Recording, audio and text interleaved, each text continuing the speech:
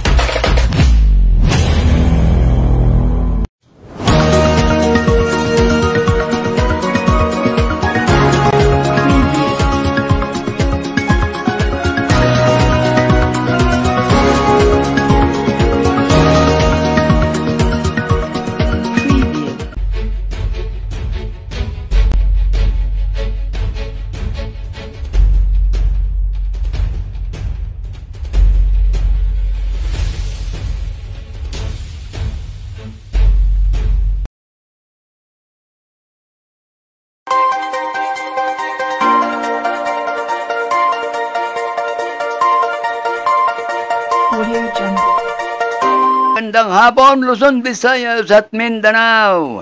Akin pong babatiin unang-una ang mga taga Luzon na kung saan ang taga Pangasinan, Mas Santos, Iacabausa, Ed, Sikayon, Amen. Ilocano ay naimbag na aldaw sa di kayo amin. Bicol, maray na hapon sa Indong Gabos. Sa igurot natin, laylay din kapuso ompusnak. Sa mga waray, maupay na hapon sa inyong tanan. Ang mga Cebuano, maayong hapon sa inyong tanan dinha. Sa ating mga Ilonggo kapatiran, maayong hapon gid sa inyong dira. Ang Bohol, taga Bohol naman, maadyong udto sa inyong tanan dinha.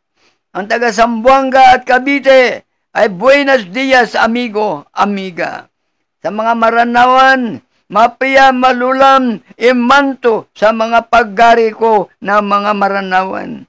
Ang Maguindanao, mapiya maudto sa Lakano langon sa mga Maguindanawan. Ito po ang ating programa, itong ating ang inyong lingkod po ay si Mel Castillo, na kung saan ang programa po niya ay ang mga simbuyo ng mga OFW.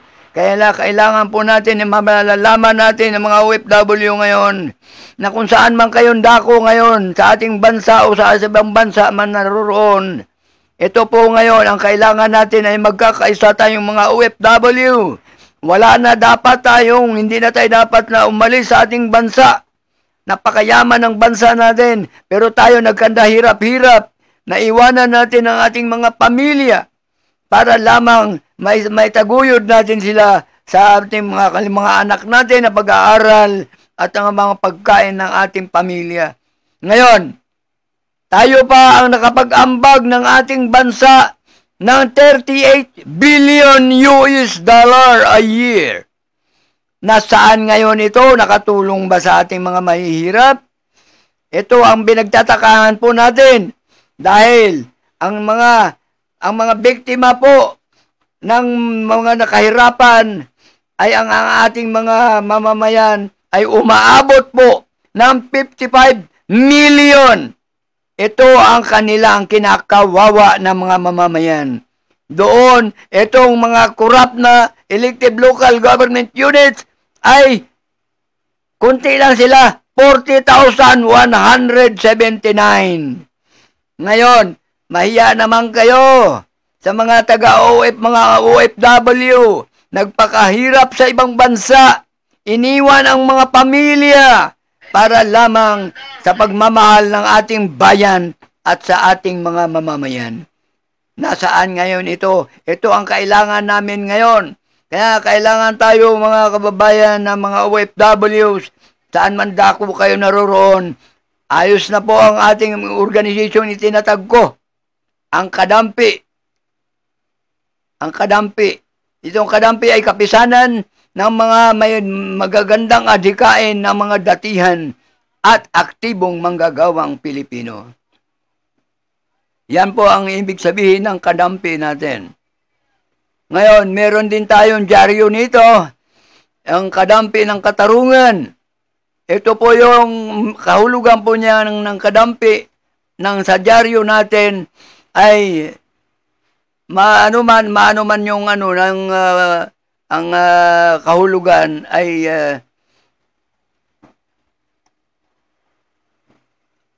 so kailangan po nating maintindihan po natin ito, ang kapisanan ng mga may magandang adhikain ng mga datihan at aktibong manggagawang Pilipino. Yan po ang ating Kadampi. Yan po ang organisasyon na nirehistro na natin sa SEC. At ito tayo kailangan tayo ay magpamiyembro tayong lahat dito. Wala na mag-abroad. Tayo ay magiging billionaire tayo bawat isa. Pero hindi lang sabay-sabay yon. Pwede natin gawing monthly, pwedeng gawing weekly. Yan, pinakamatagal yung monthly. Ang weekly, pwede yan. Pwede natin gawin yung weekly. Magiging billionaire ang bawat isa sa atin. Upang sa ganon, hindi na tayo magiging ibang bansa. Kailangan natin kung saan man lugar kayo dito sa ating bansa, saan man lugar kayo, Luzon, Visayas at Mindanao, kung saan man kayo naroroon, pag naging billionaire na kayo, pahiyain na natin itong mga politikong ito. Tayo na magtayo na kayo ng sarili ninyong mga pabrika dyan, para ang mga pakinabangan natin, ang mga produkto ng ating mga magsasaka, hindi magiging kawawa sila at ang ating mangingisda. Kailangan natin magtulungan tayong mga Pilipino, hindi maggugulangan ang mga Pilipino. Nawala na ang ating kultura, napalitan na ng colonial mentality and crab mentality. Anong klase tayong mga Pilipino? Tayo ay maharlikan. Hindi tayo talaga Pilipino. Ang Pilipino ay nangyayari na lamang niya nung tayo na-invade tayo ng mga Spaniard.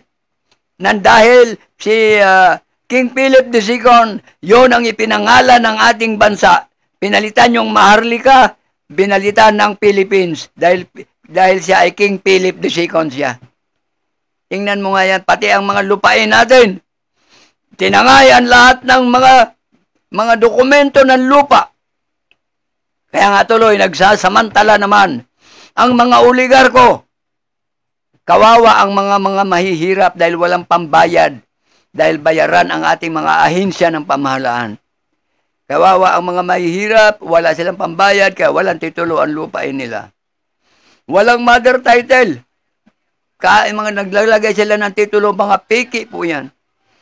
Alinsunod po sa pagkakasabi sa akin ng presidente ng buong Pilipinas, ng geodetic engineer, ay ang peke na titulo sa buong Pilipinas natin ay 2,500. O, mantakin mo yan. Tapos, ang Quezon City, 3 patong ang fake land title dito. Sana, ayusin naman dapat ito. Ngayon, nandito na ang claimants, nariyan naman si Prince Kiram ngayon. Kaya nga pagkausapin ko yan, mag-meet silang dalawa nung presidente po ng geodetic engineer ng buong Pilipinas, upang sa ganon, bawat isa sa kanila ay hindi naman mong problema. Kasi ang taga-sukat ay ang ating geodetic o ang magbibigay ng mother title, yung mother title ay nandyan si Prince Kiram. So, kailangan natin dito, ayusin na natin to dahil para sa mga mamamayang Pilipino, hindi sa dayuhan ang ating mga lupain. Hindi dapat sa dayuhan yan. Kaya lang nagkakamal ang dayuhan dahil may mga pera, binayaran ng kahit peke na titulo, mayroong ipakita doon sa mga mahihirap. Di may katuwiran, kunyari sila. Pero ang mga Pilipinong mga mahihirap, kinawawa na. Nasaan ngayon? Ang sinasabi nilang sa public servant, pinatagalog ko po yan, ang sabi po nila ay serbisyo publiko. Tagalog ba yun? Ay Kastila yun eh. Ang Tagalog dyan ay alila ka ng taong bayan. Yan ang Tagalog. Nasaan ngayon? Nasaan sila? Naghari-harian pa eh. Ang kakapal ng mga mukha talaga. Kaya nga kinakailangan naman natin ito maintindihan natin. Kung talagang kayo, mga leader, sundan nyo ang the leader of all leaders and the king of all kings, ang Panginoon.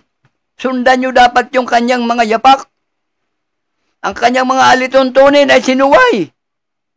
Nasaan tayo ngayon? Puro parusa na lang tuloy ang inabot ng ating bansa nang dahil sinuway ang kautusan ng ating poong may kapal.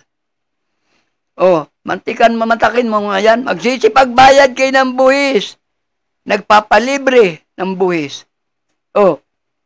Pumapaloob kayo sa anumang uring pamalaan sa lupa dahil ang pamalaan niya nagmumula sa Diyos. Ay bakit humihiwalay sila sa estado? Tapos dito pa maninirahan, nangaangkin pa ng mga lupain. Anong klase ito? Nasaan ang pagkamaka-Panginoon, makapaka-Diyos at makatao? Ito nang nawawala sa atin. Ang kultura natin, pinalitan na rin. Ang ating bansa, hindi ito hindi na tayo makapailan lang ng matayog. We cannot soar high. Kailangan maintindihan natin mga mamamayan. Kumilos tayo, mga mamamayan, dahil alinsunod doon sa nakasaad sa ating saligang batas. Tayo ang binigyan ng higit na makapangyarihan. The civilian authority is the most powerful. Bakit hindi ba nibaliwalain lang natin ito? Kung meron tayong mga politiko na masyadong garapal sa pangungurakot, perma lang. Pag gobernur, 100 lang ang pipirma dyan. Mga mayor, 100 lang. Pag mga barangay, 50 lang ang pipirma dyan. Masisibak na sila sa pwesto. Manindigan tayo. Tayong mga mayayaman, manindigan. Handa kami, ang mga OFW manindigan dito. Dahil kami ang nakapagbigay ng $38 billion a year. Ngayon, nakatulong ba sila? Maraming namamatay, pinapatay sa ibang bansa ng mga OFW. Nakatulong ba ang ating mga mambabatas? Ay mga hudas eh. Paano ngayon makatulong yan? Yan ang hirap sa atin. Kinakailangan natin ngayon, matuto naman tayo. Kailan ba tayo matututo pag nasa loob ka na ng nicho? Ay, nako. Magiging ano naman tayo, alerto. Hindi yung ayuda, panluluko lang yan eh. Ang ayuda, panglilin lang yan para magkaroon ka ng utang na loob. At pagdating ng halalan, ibinyoboto nyo na naman. Ay, nako. Anong klaseng mentalidad meron tayo? Mabuti pa nga yung mentalidad ng mga langgam eh. Ang liit na hanip pero masunurin. Tayo suwail. Praise the Lord, hallelujah. Kinakain na mahirap, loya na. Anak ng tupa naman talaga, Ayusin naman natin ang ating paninindigan, mga kababayan. Lalo na ang mga OFW. Patunayan natin yan, mga OFW. Kapag tayo ay nagmembro na lahat, ang 15 million na ito ng mga OFW, tandaan nyo po ito. Merong itinuro sa akin ng amo ko na Amerikano sa abroad. Tinuruan ako. Kung ganun ang ginagawa sana ng ating mga halal na opisyal, walang maghihirap na Pilipino. Walang sasakyan na bisikleta. Kung hindi, helicopter na. Billionaire eh. Hindi ginagawa ng mga meron tayong may report tayo. at kinakailangan ay papakinggan po natin. Report po ni Yusop Lapitan. Okay, go! Assalamualaikum warahmatullahi ta'ala wabarakatuh. Isa sa panawagan ng ating Pangulong Ferdinand Bongbong Marcos Jr. noong kanyang suna.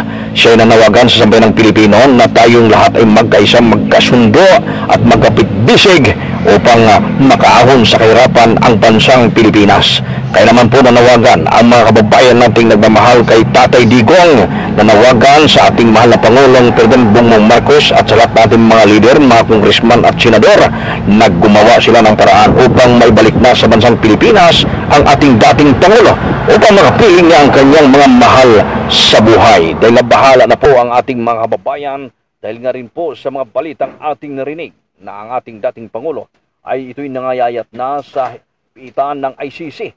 At bukod dito ay nagbigay pa ng habilin sa kanyang mga pamilya na kung sakali man na siya ho'y bawian ng buhay sa ICC Netherlands ay wag nang ibalik sa Pilipinas ang kanyang labi, bagkus sunugin na lamang ito at abo na lamang ang iuwi sa ating bansa. So ito po, ang mga pahayag na ito ng ating dating Pangulo ay nagbibigay po ng kalungkutan sa sambayanang Pilipinas.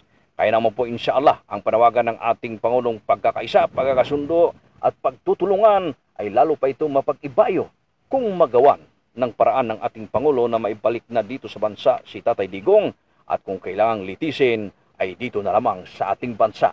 Nang mapakinabangan din naman ang husay at galing ng ating mga hurado at nang hindi na rin mahirapan ang mga biktima umano ng war on drug dahil hindi po biro ang kanilang bilang at na ito'y nasa 30,000 umano na mga biktima ng war on drug nung kapanahonan ni Tatay Digong. Kaya kung dito na gagawin ang paglilitis sa bansa natin, ay madali na silang makadalo kung saan man ito gaganapin. Kaya ang panawagang pagkakaisa at pagkakasundo upang umunlad ang ating bayan, inshallah, ay simulan ito ng paraang maibalik ang ating buhay na bayani na si Tatay Digong sa bansang Pilipinas. At yan ang balita mula sa silid balitaan ng CCN News Filipino Bios.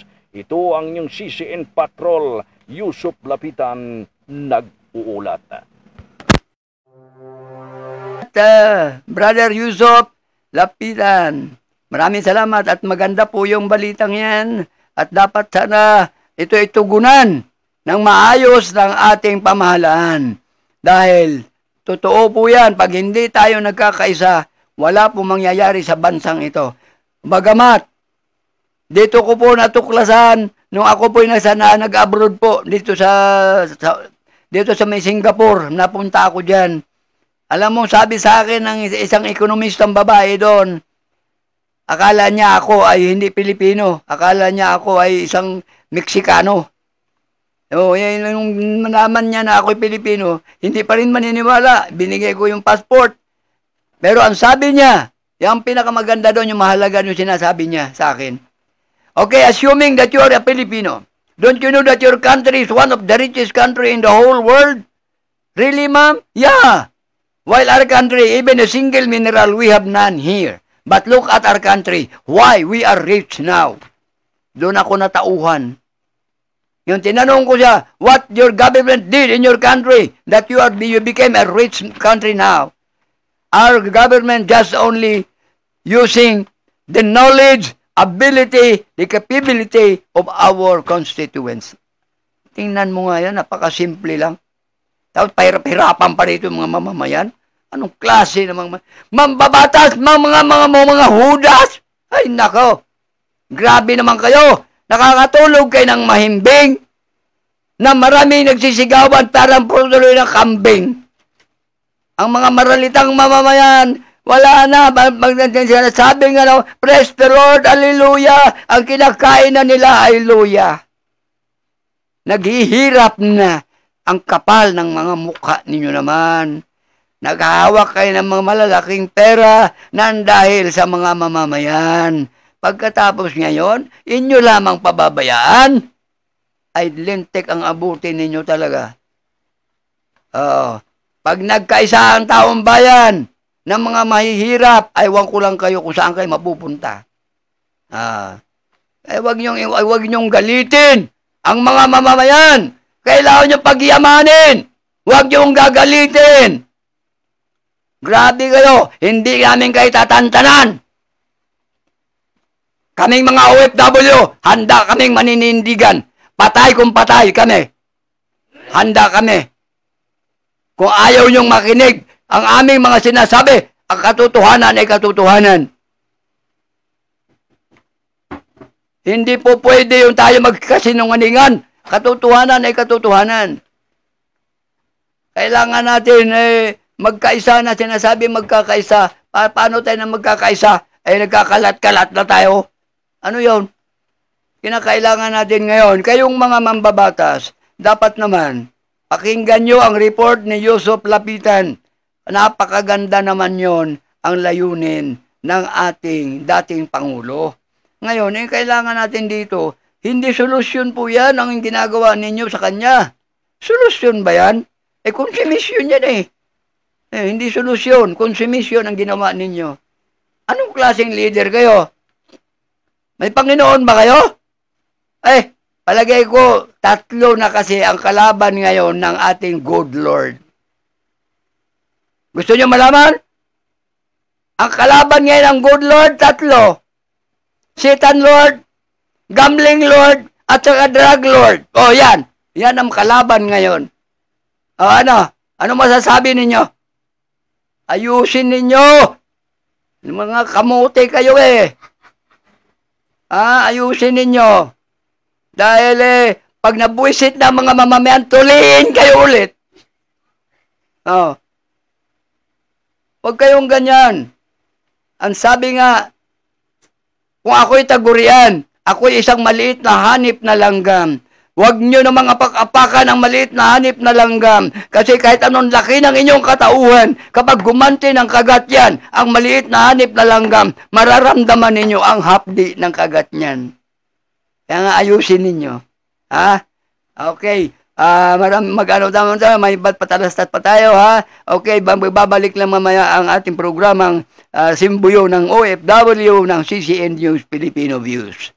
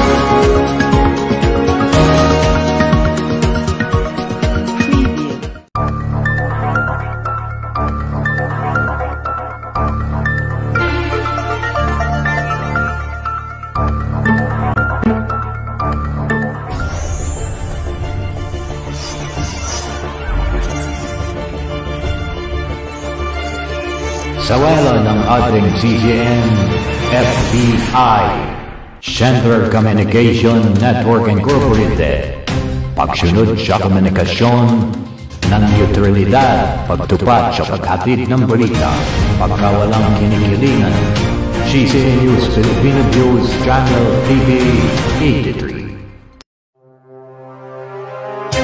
83. Magbabalik muli ang ating programang Simbuyo ng atong OFW. Ngayon, ito po yung aking mga sinasabi kanina, nababalik tayo sa report ni Yusuf Lapitan, ay talagang napakaganda naman yun. Kaya kailangan naman solusyonan nyo naman ng ating pamahalaan. Ayusin natin ang ating bansa kung tunay tayo na manapagmahal ng bansa. Nawala na ang ating mga pinag-aralan na palitan ng kayabangan, I'm graduated, magna cum laude, summa cum laude, cum laude. Eh, sa bayan mo, wala namang silbi. Oh. Eh, yung mga magna cum laude, nagmagnanakaw na. Ang summa cum laude, sumasama na sa magnanakaw. Oh. Ang cum laude ay nakikisali. Oh. Nasaan ngayon kayabangan natin? Ay, nako. Ang problema ng bansa natin, dapat yung tukuyin. 4 lang ang problema ng bansa, yung social, economic, financial, and political. Ang matindi dito yung political eh. Oh. Puro kayo mga hangal eh. Oh. Gusto nyong malaman yung mga ang 4 na babanggitin ko sa iyo. Ha? Una-una ang social. Ano ang mga problema ng social natin? Poor government basic services, red tape, rigid regulations, slow judicial process, literacy, ignorance, hunger, malnutrition. Number 6, disease, poor hospital services and facilities. Number 7, radical elements, rebels. Number 8, organized crime. Number 9, crime wave, prison congestion, riots. Number 10, illegal recruitments. Number 11, illegal drugs, gambling. Number 12, graft and corruption. Number 13, break in peace and order. Number 14, smuggling. Number 15, prostitution, white slavery. Number 16, garbage pollution problems.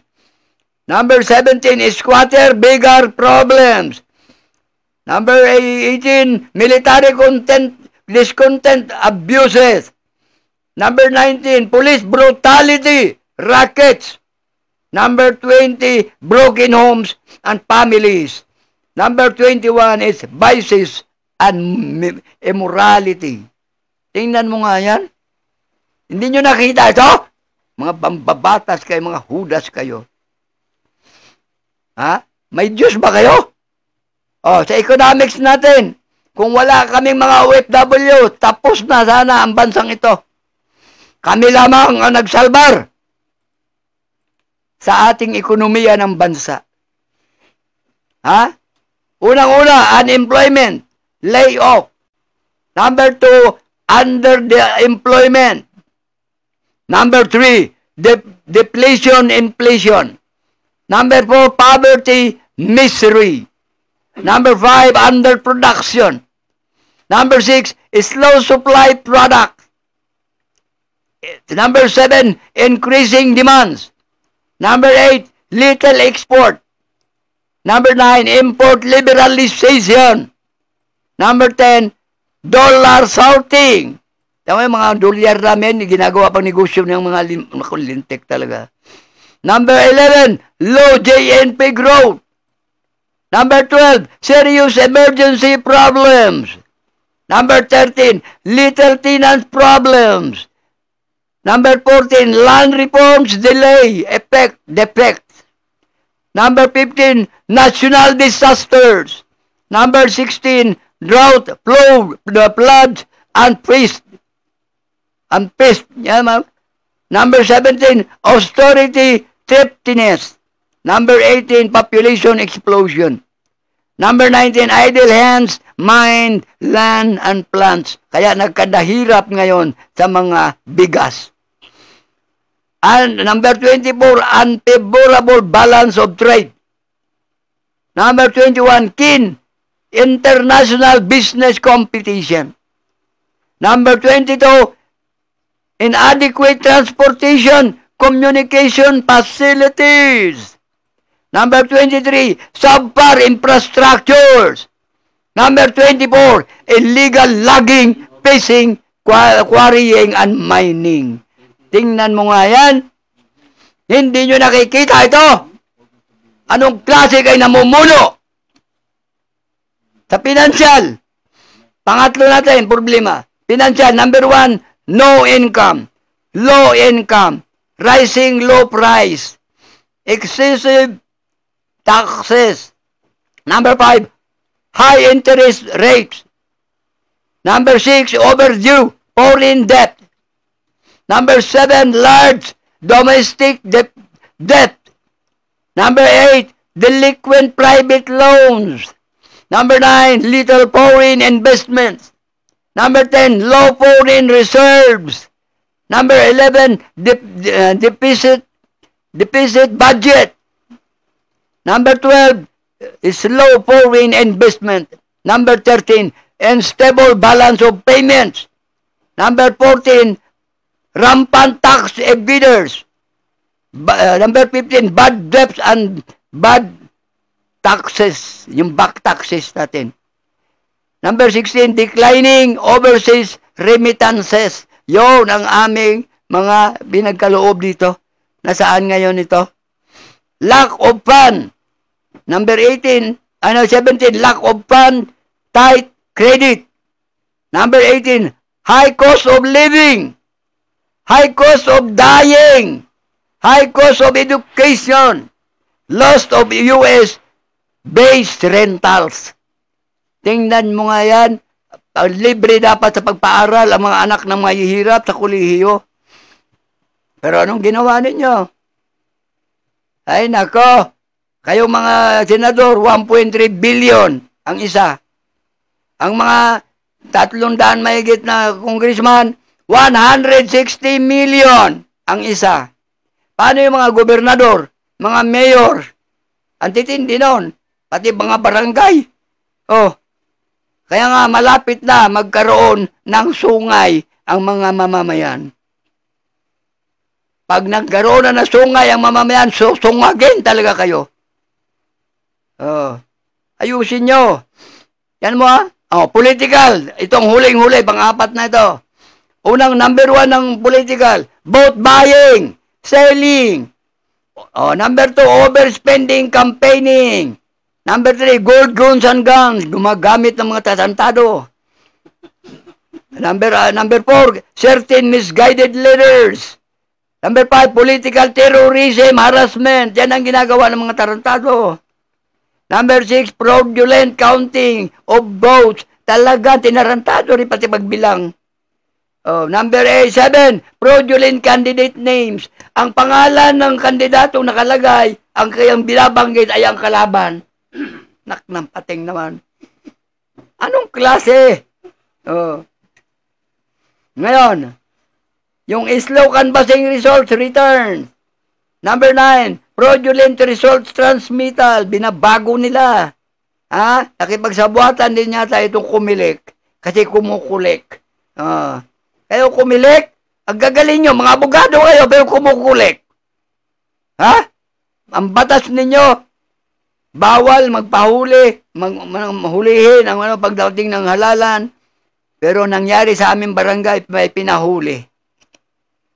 Pero hindi iniintindi. Tingnan mo nga yan. Yung sa number 10, flying ghost voters. Lumipat na pero magboboto pa rin doon sa lugar na binanggalingan nila. Galing!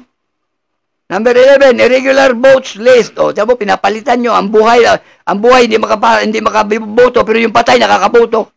Ano talaga kalukuhan ninyo? Ha? O, political transcultism. O, tinan mo, hindi nyo talaga eh. Partisan media, isa pa ito. Dapat tuliin din to eh. O, mga media na ito. Sa halip ng titingnan ninyo ang archives ng Senado, ang archives ng Kongreso, archives ng gobernador, ng mga mayor, ng mga barangay, para maintindihan dapat ng mga taong bayan. Hindi puro lang kayo modulate ng boses nyo, utot nyo. Huwag naman kayong ganon. Gampanan ninyo ang ayusin natin ang media. Nako. Ibang klase ang mga ginagawa ninyo eh. Kasinungal. Servisyon totoo lamang. Wala kasinungalingan. Nakatuto kami sa 24 oras. Anak ng tuba. Wala kasinungalingan yon. Nakatuto ka 24 oras. Hindi ka nakakain, hindi ka na maligo. Hindi ka na magbibihes. Ay, nakatuto ka 24 oras eh. Tapos wala kasinungalingan. Anak ng tinapay naman kayo. Huwag naman kayong ganon. Ay, panluloko yung ginagawa ninyo sa mga politiko eh. Kaya mabuti, di nabasag yung flat screen ko, binato ko eh. Yung problems, number 14, public officials and lawful electors. Mo? Ay, nako. 15, certain religious leaders. Isa pa ito. Naku, lintik. Pag walang milyones, hindi may buto. Ay, Diyos ko, patawarin. Ay, nasaan ang makadiyos? Makademonyo talaga eh, no? Ay, nako. Money is the root of all kinds of evil. Naintindihan nyo ba yun? Anak ng tupa naman eh.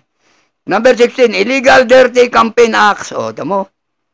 Pero pinapayagan nyo lang, pinapayagan din ng kumilik. Kasi kumukulik. Yan ang eh. Number 17, de facto officials. Impacto ka dapat eh. Candidates. Mataki mo yan. Kandidato ka na, lintik eh. Number 18, non-political bodies releasing of official election results survey. Pakialamiro talaga itong mga ito, no? Bakit pakialaman mo yung kumilik? Ang kumilik ang may karapatan dyan. Hindi kayo. Buisit kayo, binayaran lang kayo eh. Number 19, certain kumilik unreasonable resolution decision. Patay tayo dito. Kaya nga, ang mga oligarko nagsay panalo. Ang mga mahihirap na may talento, kawawa na. Nandoon na sa kwarto. Na nagtitiis na sa gutom. Certain Congress, Supreme Court delayed resulting decision on political matters. Nasaan na ito? Pag may kaso, patatagalin ninyo.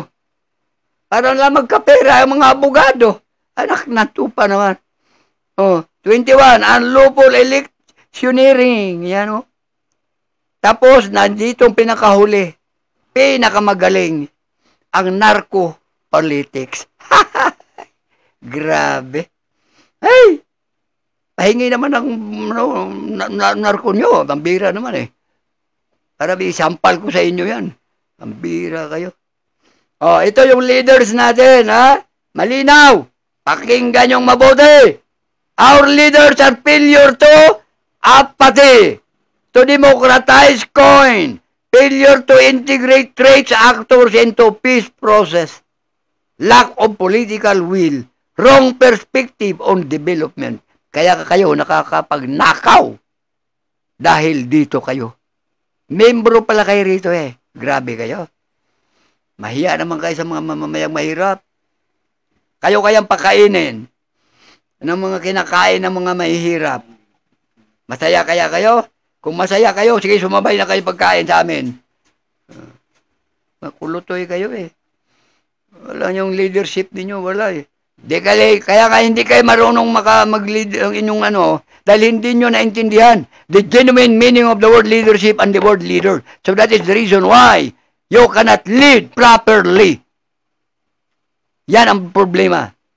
Kailan inaalam mo, dapat inuugat yan sa dapat yung banal na katotohanan. Sino ang banal na katotohanan? Ating Panginoon, ang Allah. Hindi dapat yan ganunin ninyo. Mambihira kayo eh. Leadership does not mean of wealth, great educational position. It means initiative, willingness to serve of an idealism that rooted into the divine truth.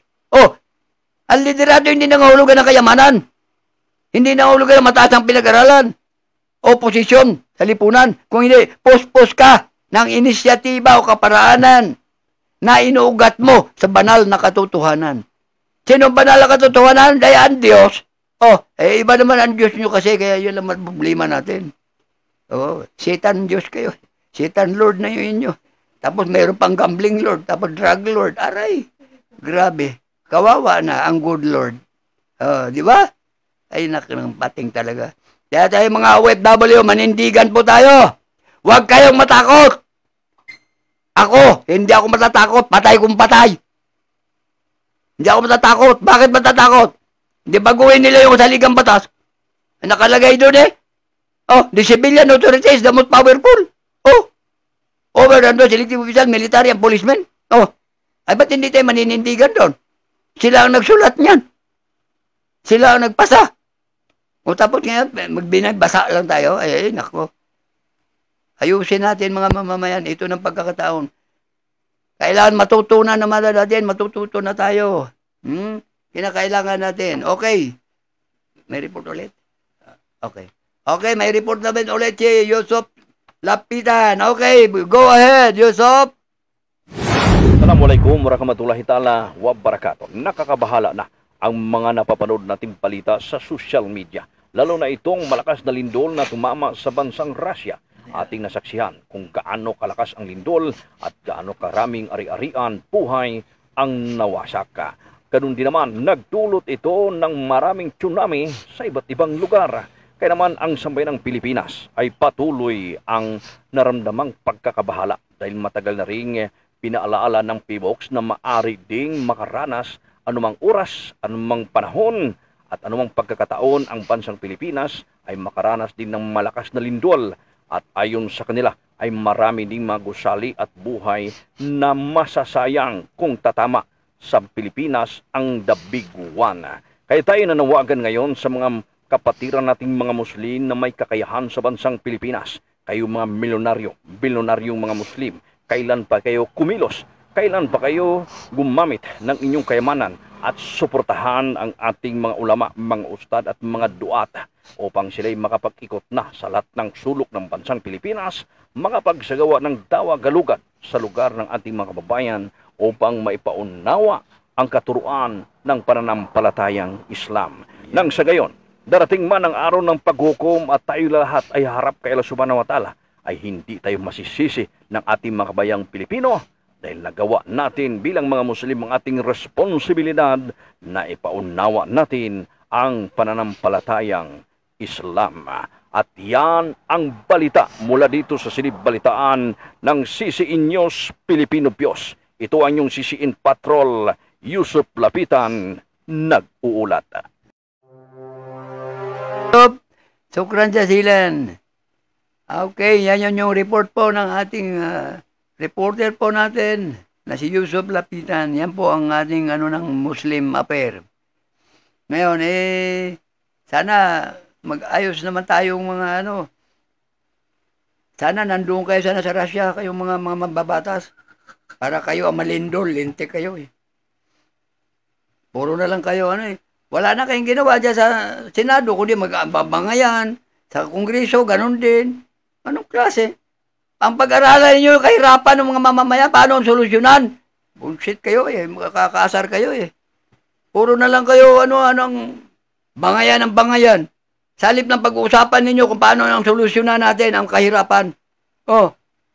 Hindi. Bang klase kayo Pati nga yung DILG, siya pa rin to Salip ng turuan ng mga local government units, pagmula sa gobernador down to barangay level, hindi man tinuturuan.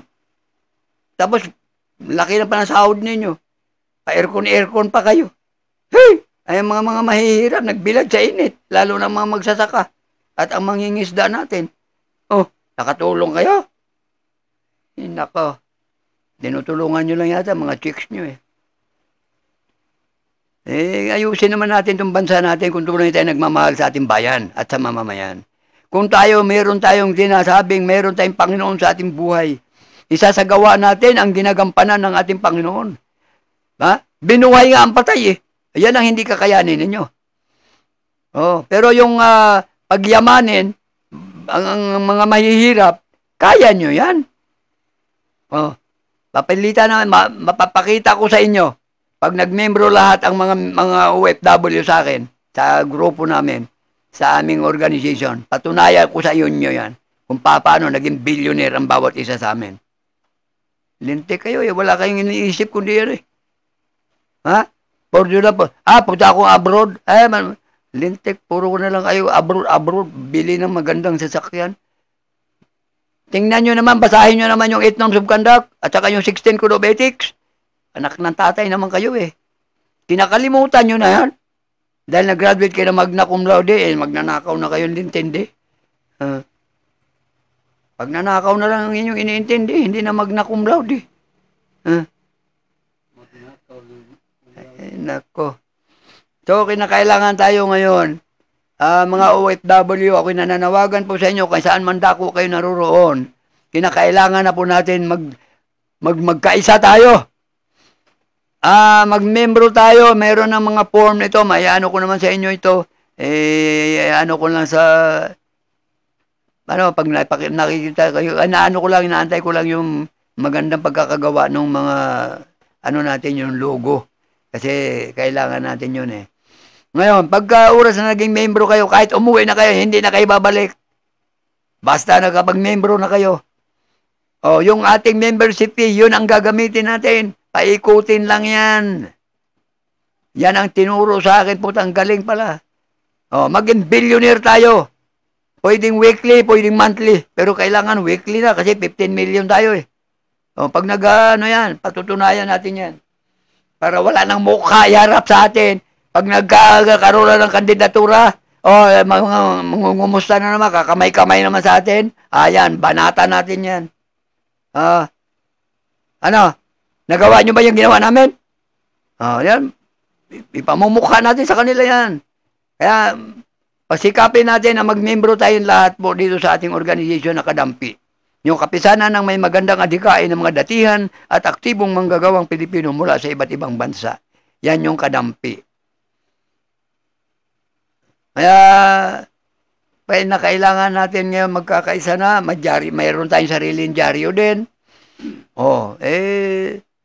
Ijadyaryo natin yan kung sino man yung mga politiko na pulpol, nanakaw. Dyaryo natin yan. Huwag kayo matakot. Kailangan na natin to. Matututo na tayo.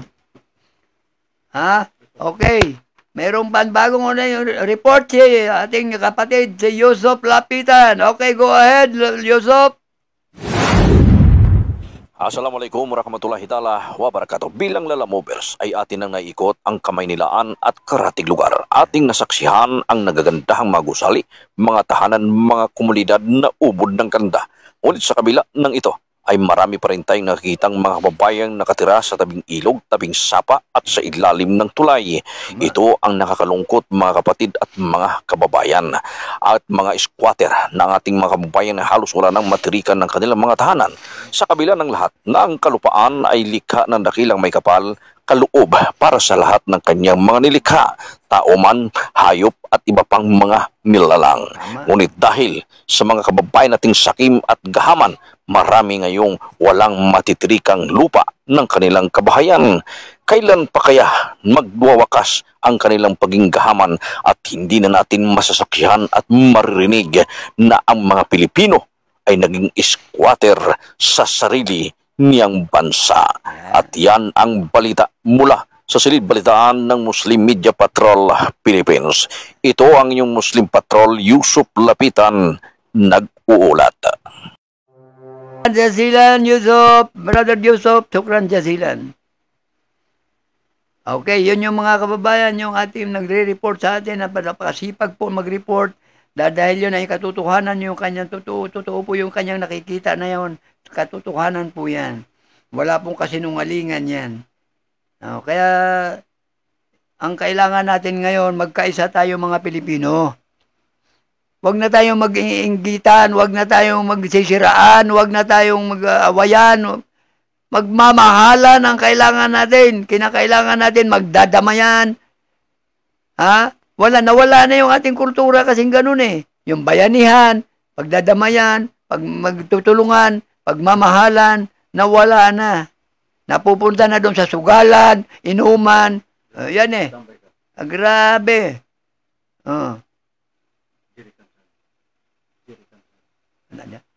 Okay. May darating po tayo. Magre-report po ang ating Jerry Camsales, ha? Okay, mga kababayan, pakinggan po natin siya. Okay, go ahead.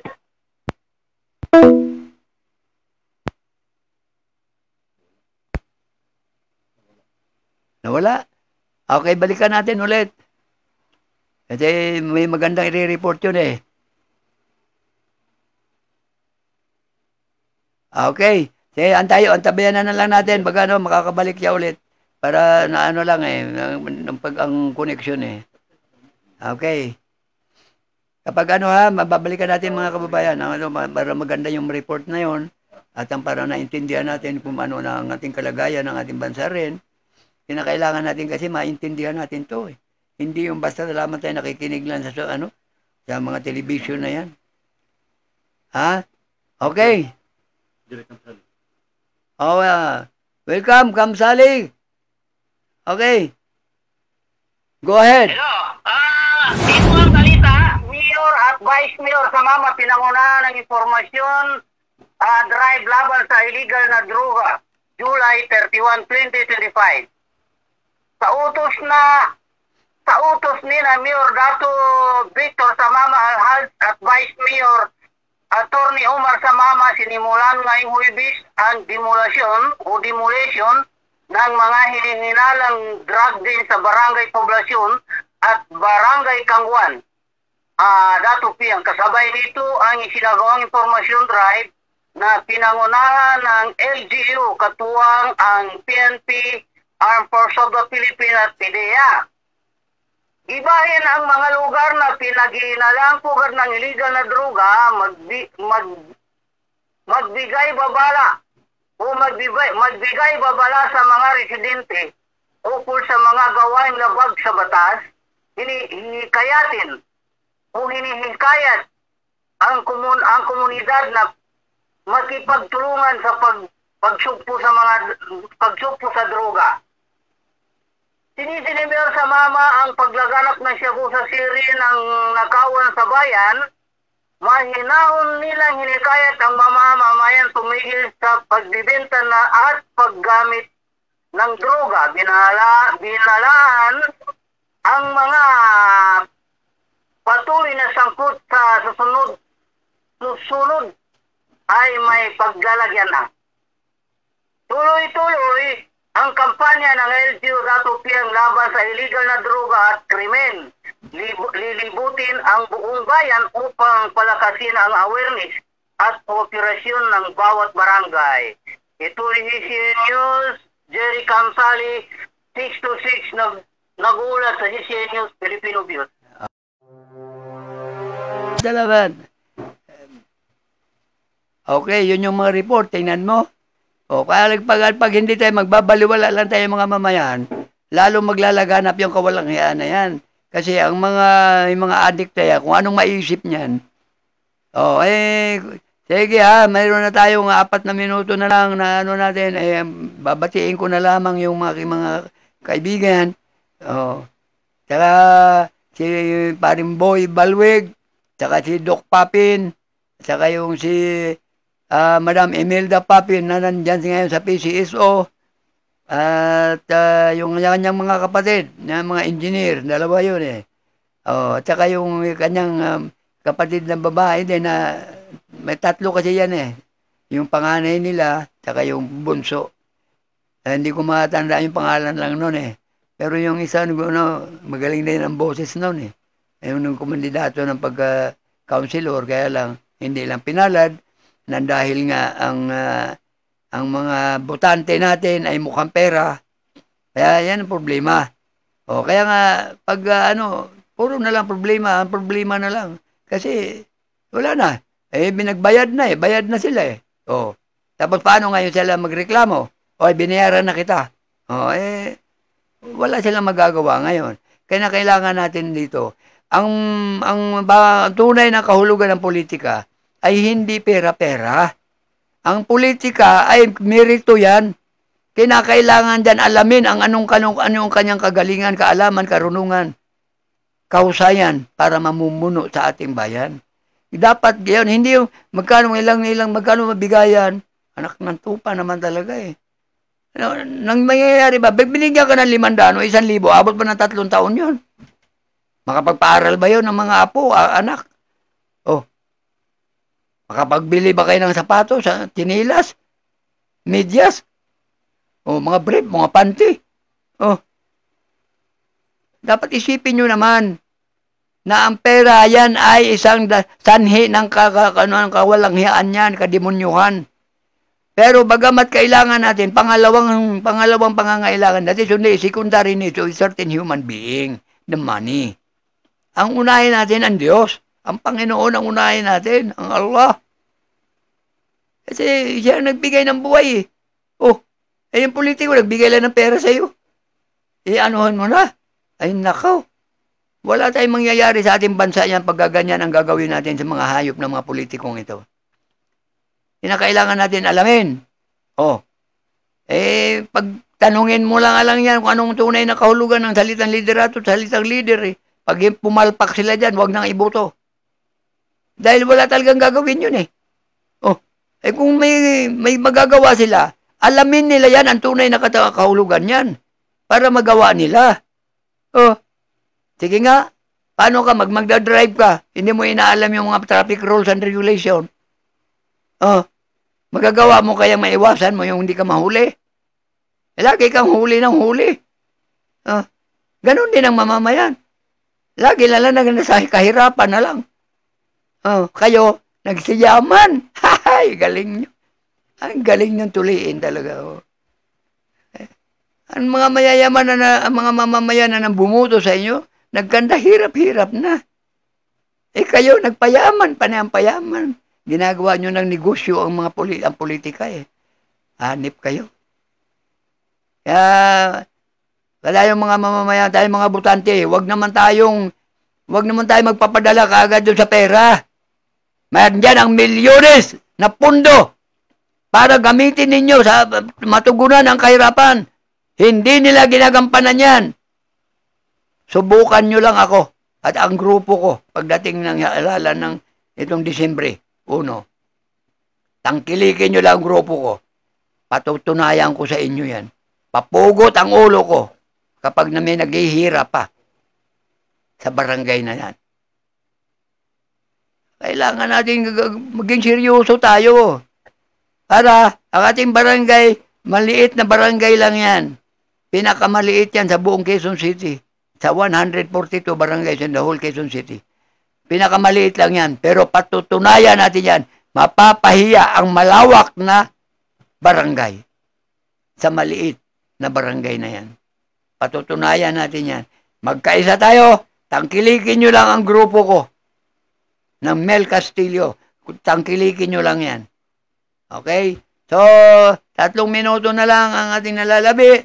So, siguro, ito na, sa sunod naman pagkakataon, sa Biyernes muli, ay atin na pong magbaano tayo ng ating programa dahil sa ating simbuyo ng OFW talaga matindi ito. Kaya hindi biro ang nararamdaman namin ng mga OFW ng kahirapan. So, kailangan natin ay magkaisa tayo ngayon, mga kababayan, lalo na ang mga OFW, kailangan magkaisa tayo at magmembro tayo upang tayo maging bilyonaryo. Hindi tayo aasa sa mga demonyo. Patunayan natin yan para mapahiya sila. Walang gumagawa kasi niyan eh. Walang naghahamon sa kanila. Tayong OFW, tingnan nila ang record. Kung magkano naiambag natin, sila may naiambag. Kamuti sila. Ayusin nila. Kaya panahon na ito, pagkakataon na, sa 3 minuto natitira ng ating programa, o 2 na lang. So, magpapaalam na po ang inyong lingkod, Jamel Castillo, at maraming salamat din sa CCN News Filipino Views at pinagbigyan tayo ng may mga pusong, yung ating producer na si Mad Pangulima, ay mayroong gininto ang puso po ito para lamang tayo ay makapag-broadcast po muli. Maraming salamat at sa inyong pakikinig. Sa susunod na muli, ng Biyernes muli, ay tayo po ay magsama-sama. Maraming salamat. God bless sa inyong lahat. Okay.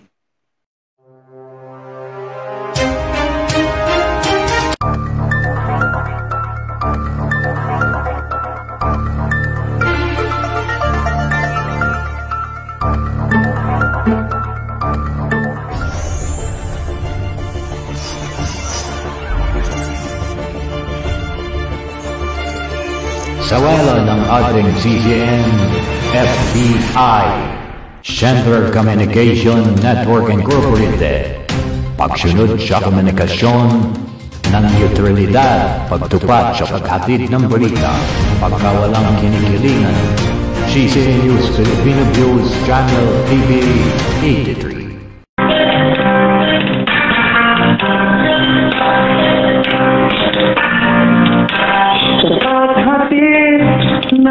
halika. Pagka walang tinitingan, upang ipaalam sa mga tao ang kahalagahan ng pagpaplano.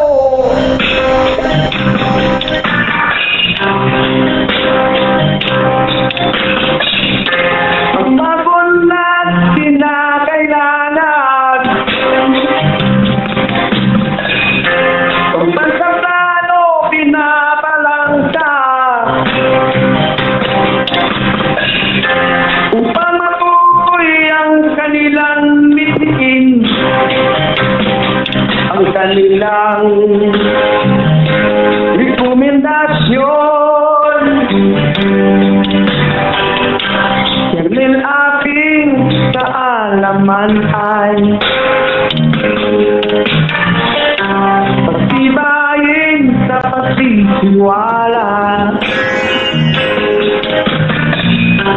Ang mga tao ay kaliwanagan, lalo na ang mga kabataan.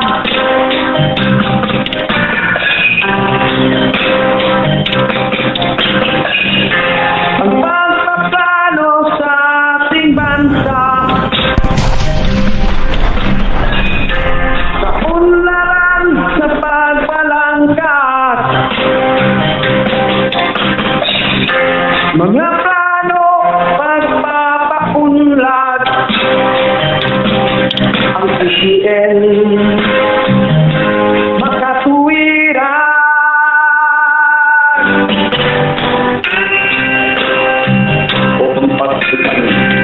Ang pananampalataya at buhay na ligaya sa talento, kakayahan at kaunlaran upang isulak ang ating pambansa at lokal na eleksyon na opisyal.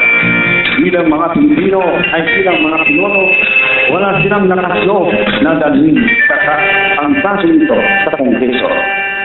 At wala sa sila ang mayroong lakas-loob na lumaban para lamang sa kapakanan ng mamamayang Pilipino, lalo na ang mga mahihirap. Ang CCN nyo sang sandigan, ngunit hindi ko matigiba.